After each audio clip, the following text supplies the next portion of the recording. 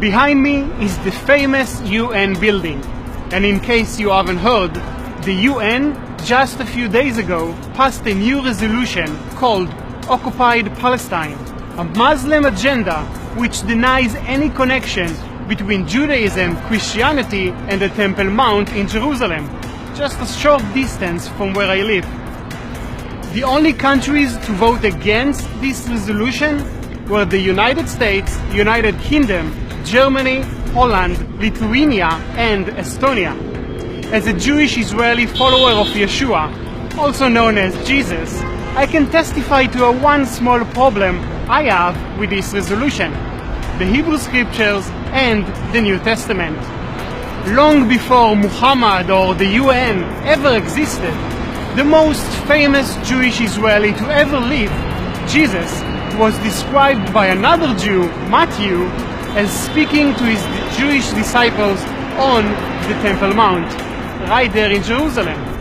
But apparently, the UN does not consider the Bible to be an historical document, and therefore falsely claims that we, evil Israel and the evil Jews, are occupying and destroying holy Palestinian places such as the Western Wall and other holy places in Jerusalem, stealing them from the hands of the innocent Muslim Palestinians. You see, while the Bible says that Rachel was buried in Hebron, and that King David and Jesus, both Israelis from the house of Judah, were born in Bethlehem, the UN now says there is no Jewish connection to Hebron nor to Bethlehem.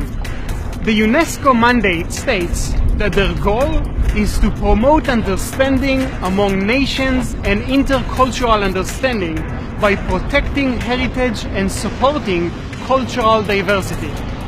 Isn't that ironic, as the UN itself completely ignores the most holy books to both Jews and Christians?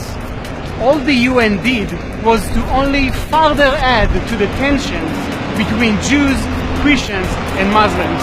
If you too honor the Judeo-Christian tradition, please join us in calling the Secretary General of the UN and the nations of the world to oppose this ridiculous new resolution and affirm the historic relationship between the Jewish people and Jerusalem.